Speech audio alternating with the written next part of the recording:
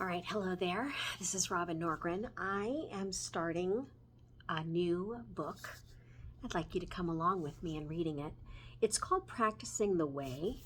The subtitle is Be with Jesus, Become Like Him, Do as He Did, and it's by John Mark Comer. Now, little background about me. I am a theologian and a creativity facilitator, teacher, Montessori teacher, art teacher, and I'm a full-blown follower of Jesus Christ. And I have tried in many ways to go the traditional route of church, find a good old church job that would pay my bills. And, for many reasons, either my race or my gender, I've never really been able to secure jobs that I am highly and overly qualified for. And so I have found over the years that the way I can stay connected with the theological training that I've taken and also to really take seriously the idea of that you should be passing on the knowledge that you know.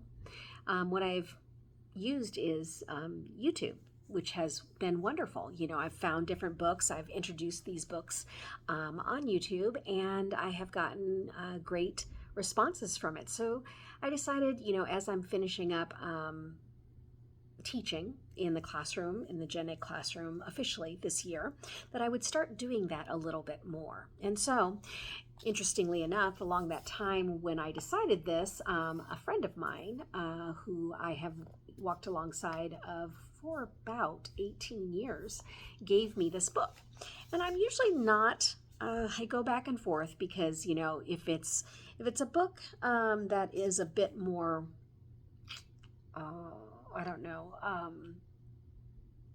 just the cover feels a bit like, kind of like cool kids, it really kind of turns me off, because the fact of the matter is I really want us more and more to go back to those that have written in the earlier years of the church, and then bring it forward to how it is relevant today in 2024. Well, I decided to give this a shot, and I am pleasantly surprised. So I'm about 36 pages into it. It feels like I want to just sit and read the whole thing once and then come back again, because there is just so much that I'm pleasantly surprised about. And so I just wanted to get on today to introduce it to you and recommend it highly to you. And if you would like to pick it up and follow along with me, I think I'm going to be in this book for a little while, because I really, really appreciate what it's saying. Here is one thing that I will leave you with that hopefully will entice you to go buy this book, okay? Shout out to my friend who gave it to me. But it has to do with, what does it mean to sin, right? And, sinning, many people have this connotation of sinning that, it's like you're doing bad things and you're murdering and you're not being good to your neighbor, and all of those things can be true, obviously, and they are true in some respects. Or you get this very simplistic answer like, oh, you just missed the mark. That it's a term in archery, that you went for the bullseye and you didn't make it, okay? So again, very ambiguous. What in the world does that mean, right? So as I was reading this, it just made me stop and think, okay, this is a book to really invest in. I need to go down the rabbit hole of this author. He is saying different things than I have heard from anybody. So let me read what he says. It's on page 20, and it has to do with explaining what sin is. So he says, much has been said in the Western church about the forgiveness of sins, which is good. Sin, as we'll explore in the pages to come, is the major obstacle on the path of becoming a person of love. But what is sin? We're regularly told that the word sin, and he gives it in Greek as hamartia in Greek, which means to miss the mark. True, but this begs the question, what is the mark? Is it moral perfection? Is it a full ledger before the court of heaven? Is it not breaking any of the commands laid down in the Bible? What if the mark is union with God? What if it's healing of your soul through participation in the inner life of the Trinity? What if it's adoption into the Father's new multi-ethnic family through the saving work of his Son Jesus? What if it's becoming the kind of person who is so pervaded by love, wisdom, and strength that we have developed the capacity to eventually rule with Jesus over the cosmos itself?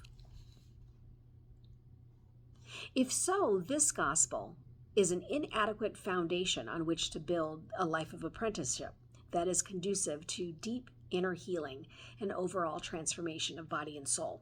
So let me stop you right there. So he's basically saying, do we think of it just as, oh, you did some bad things and that's what sin is all about? Or are we thinking of it as, actually, the sin is not having this true connection with God, the Holy Spirit, with Jesus? What if when we're not allowing our souls to be healed, that's actually the missing of the mark?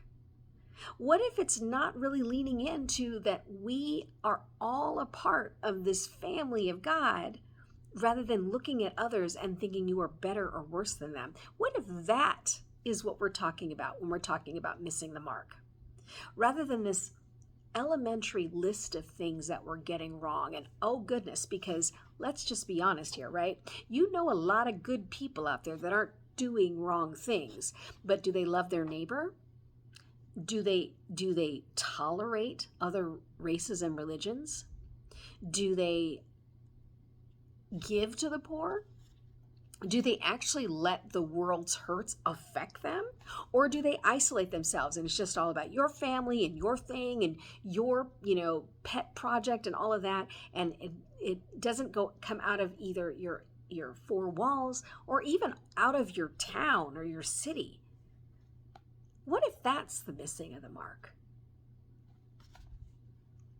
There it is, the fatal flaw. This version of the gospel has no call to apprentice yourself to Jesus. So he's talking about this idea of like you're not just following Jesus, but you actually are leaning into him. And what in the world does that mean? He says it normally requires you to say, this is the more simplistic way of doing it. Say a one-time prayer, believe a set of doctrines about God, attend church, and thereby ensure that you're going to heaven when you die. But what if that's not it at all?